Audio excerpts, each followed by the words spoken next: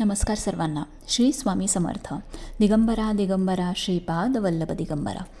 शिवहरिशंकर नमामि शंकर शिवशंकर शंभो. हे गिरिजापती भवानी शंकर शिवशंकर शंभो. तुमचं सगळ्यांचं आपल्या स्वामी सहित सेवा या चॅनलमध्ये स्वागत आहे. एक विनंती आहे की प्लीज आपल्या चॅनलला सबस्क्राईब करा, म्हणजे सगळे नवीन व्हिडिओज तुम्हाला पाहायला मिळतील. आणि कमेंट बॉक्समध्ये श्री स्वामी समर्थ लिहायला विसरू नका. तर बघा, आपण नवीन वर्ष चालू झालं की आपण आपल्या सणांची किंवा आपल्या होणाऱ्या उत्सवांची किंवा व्रतांची खूप वाट बघत असतो. आणि महाशिवरात्री हा सुद्धा एक मोठा दिवस किंवा एक मोठा उत्सव किंवा हे एक मोठं व्रत आहे. तर महाशिवरात्री यंदा 8 मार्चला 2024 तारखेला आहे.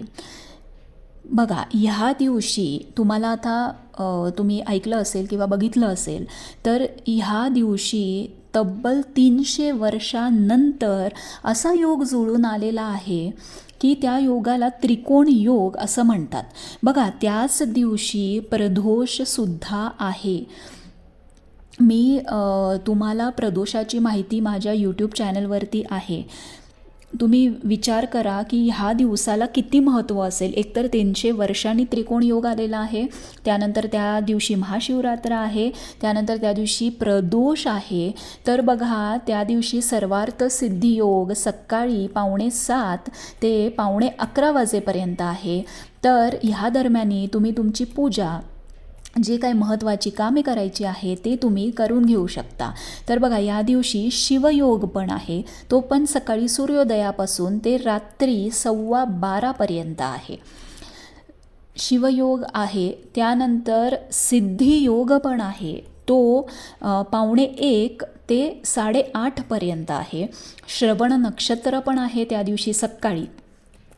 तर बघा, अशा पावन दिवशी, ज्या दिवशी एवढे सगळे महान योग जुळून आलेले आहेत, त्या दिवशी जर आपण भगवान शंकरांची जर सेवा केली तर ती नक्कीच फळदायी होईल.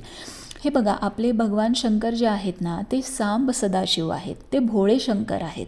तुम्ही श्रद्धेने थोडी पण त्यांची सेवा केली ना तर ती त्यांच्यापर्यंत नक्कीच पोचते आणि त्याचं फळ तुम्हाला नक्कीच मिळतं.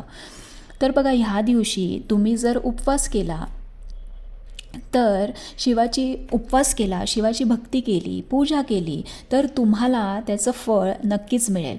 तुम्हाला सुखसमृद्धी, धनप्राप्ती किंवा तुमची जी अडलेली कामं आहे ती सगळी मार्गी लागतील. तुमची जी काही इच्छा आहे ती तुम्ही त्या दिवशी जर बोलून दाखवून जर तुम्ही पूजा अर्चा केली तर त्याला गती मिळते असं म्हणतात.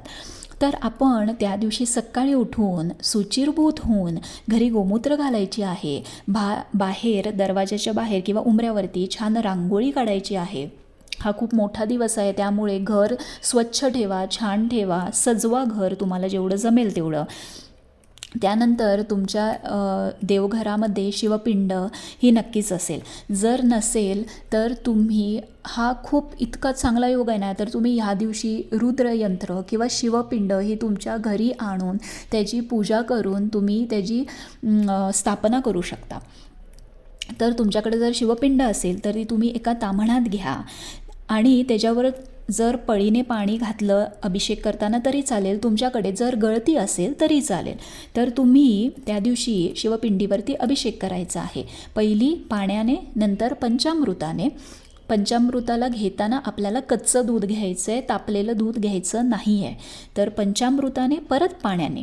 जेव्हा तुम्ही पंचामृताने इथं अभिषेक कराल तेव्हा ते पंचामृत एका वाटीमध्ये काढून घ्या आणि ते नंतर प्रसाद म्हणून तुमच्या घरच्या लोकांमध्ये तुम्ही देऊ शकता किंवा वाटू शकता.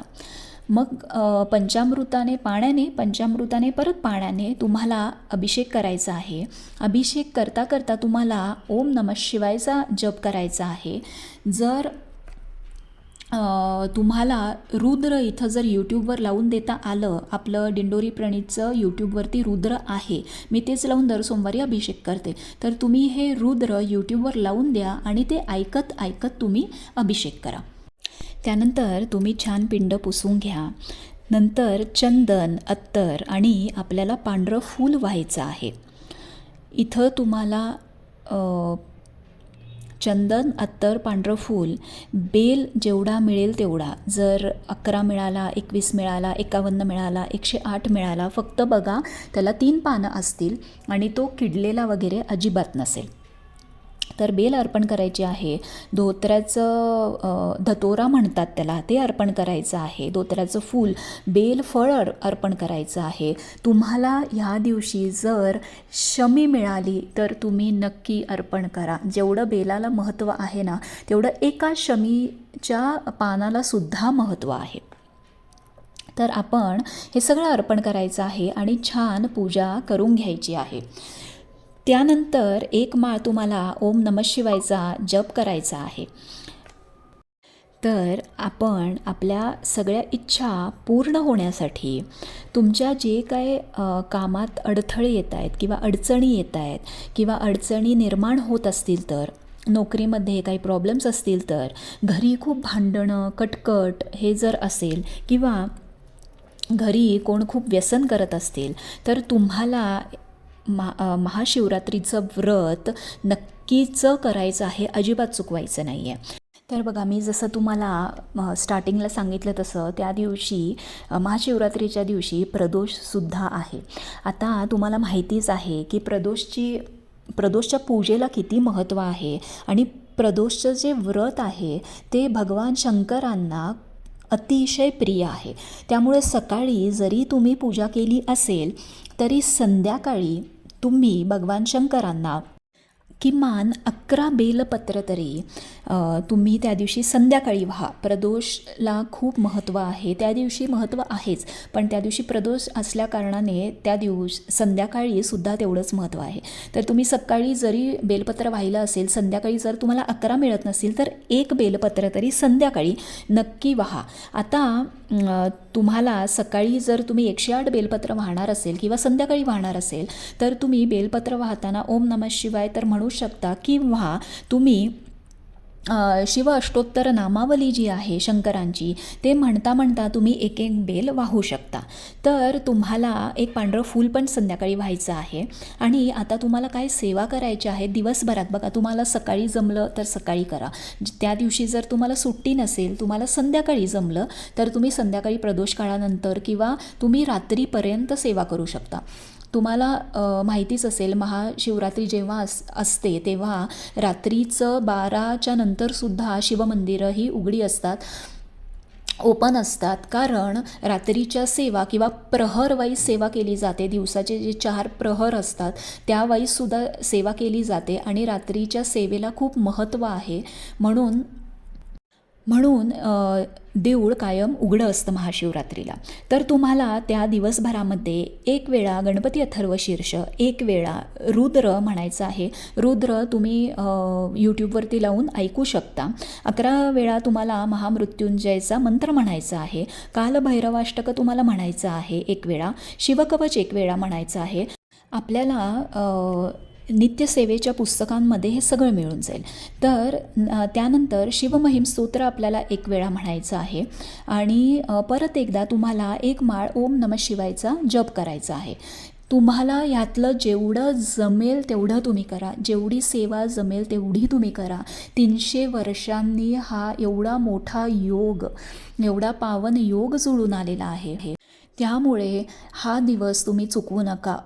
त्या दिवशी जर सकाळी उठावं लागलं, तुमचं ऑफिस असेल, जॉब असेल तरी चालेल, सकाळी उठा, थोडी सेवा करा, संध्याकाळी परत या, थोडी सेवा करा. त्या दिवशी उपवास आहे त्यामुळं जेवण बनवण्याचं एवढं टेन्शन पण नसेल, पण तुम्हाला जेवढी जमेल तेवढी नक्की सेवा करा. घरातल्यांना पण सांगा की हा योग खूप वर्षानंतर आलेला आहे. तुमची जी काय इच्छा असेल, अडचणी असतील त्या शंकर भगवानांच्या समोर बोलून दाखवा आणि त्यांना प्रार्थना करा, त्यांना विनंती करा की जे काही तुमच्या अडचणी असतील किंवा अडथळे असतील ते सगळ्या दूर करून तुम्हाला त्यातनं बाहेर काढून दे किंवा मार्ग दाखवून दे. बरं, सकाळी तुम्हाला मी एक सांगायचं विसरले, तर ॲज युजल तुम्हाला सकाळी 1 तुपाचा दिवा नक्कीच लावायचा आहे. त्यानंतर तुम्हाला रात्री तुम्हाला पहिली गणपतीची आरती, मग शंकर भगवानांची आरती, मग तुम्हाला कुठलीही आरती करायची असेल, जसं आपल्या स्वामींची आरती, देवीची आरती, ही तुम्ही करा. छान धूप, दीप, अगरबत्ती अगरबत्ती लावा, यथासांग पूजा करा. ह्या शिवरात्रीला खूप खूप महत्त्व आहे. एवढे सगळे महान योग जुळून आलेले आहेत. सो आपण एक दिवस काढून नक्की सेवा करू शकतो. तर हा दिवस तुम्ही सोडू नका. जप, पूजा, व्रत हे सगळं छान करा आणि शिवमंदिरमध्ये जाऊन दर्शन घ्यायला अजिबात विसरू नका. कितीही रात्र झाली तरी शिवमंदिर ओपन असतं, त्यामुळे दर्शन घ्यायला विसरू नका. काही प्रश्न असतील तर कमेंट बॉक्समध्ये नक्की विचारा. श्री स्वामी समर्थ.